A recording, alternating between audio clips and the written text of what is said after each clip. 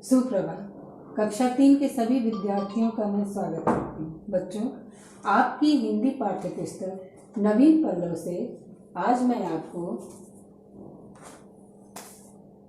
पाठ 10 जैसा सवाल वैसा जवाब पढ़ाऊंगी। यह एक कहानी है।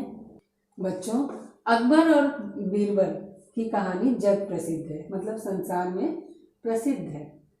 अकबर एक राजा हुआ करते थे और उनके मंत्री बीरबल थे। ठीक है, तो यह कहानी बीरबल की चतुराई से संबंधित है। आप अपनी पाठ्य पुस्तक का पेज नंबर 64 खोलिए और ध्यान से देखिए। ठीक है बच्चों। पाठ 10 जैसा सवाल वैसा जवाब। यह एक कहानी है। बादशाह अकबर अपने मंत्री बीरबल को बहुत पसंद करता था। एक राजा थे जिनका नाम अकबर था। वह अपने मंत्री को बहुत पसंद करते थे। बीरबल की बुद्धि के आगे बड़े बड़ों की भी कुछ नहीं चल पाती थी। उनके मंत्री जो बीरबल थे वो इतने बुद्धिमान थे कि उनके आगे किसी की भी नहीं चल पाती थी। इसी कारण कुछ दरबारी बीरबल से जलते थे और यही कारण है कि राजा के दरबार में जितने दरबारी थे वह बीरबल से ईर्ष्या करते थे।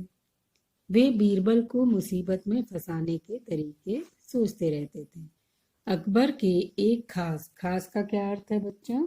विशेष दरबारी ख्वाजा सरा को अपनी विद्या और बुद्धि पर बहुत अभिमान था। अभिमान का अर्थ क्या होता है? घमंड।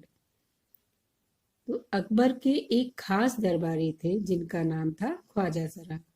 उनको अपनी विद्या और बुद्धि पर बहुत ज्यादा घमंड था। बीरबल को तो वे अपने सामने निरा बालक, निरा का अर्थ क्या होता है? पूरी तरह बालक और मूर्ख समझते थे।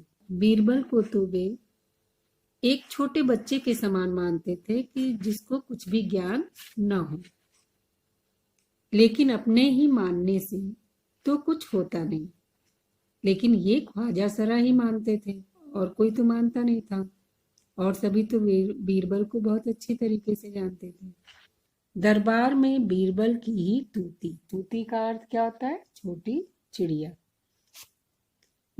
और ख्वाजा साहब की बात ऐसी लगती थी जैसे नक्कार खाने अर्थात नगाड़ा बजाने की जगह में तूती की आवाज, अर्थात दरबार में सिर्फ बीरबल की ही चर्चा हर तरफ थी। ख्वाजा साहब को बीरबल के आगे कोई कुछ नहीं समझता था। ख्वाजा साहब की चलती तो वे बीरबल को हिंदुस्तान से निकलवा देते, लेकिन निकलवाते कैसे?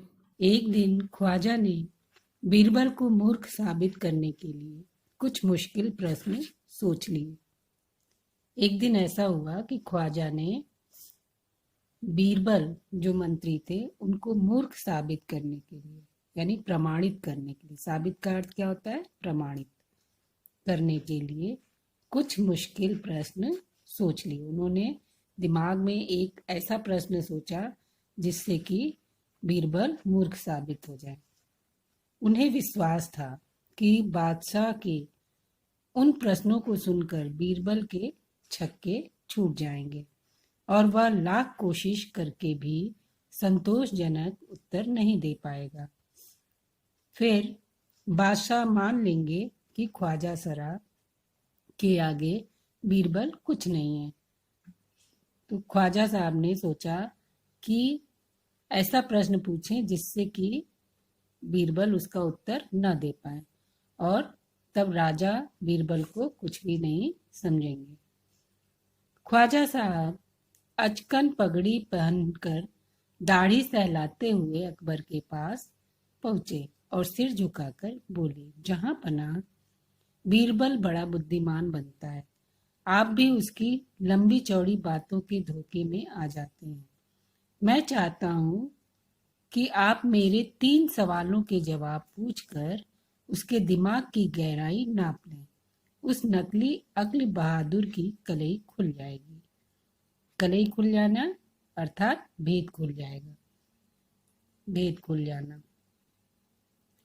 तो जो ख्वाजा साहब थे, ख्वाजा साहब ने बादशाह अर्थात राजा के आगे 3 प्रश्न रखे कि इसको आप बीरबल से पूछिए, अगर वो बता देता है तो ठीक है, नहीं तो समझ में आ जाएगा, उसका सारा भेद खुल जाएगा, कितना समझदार है।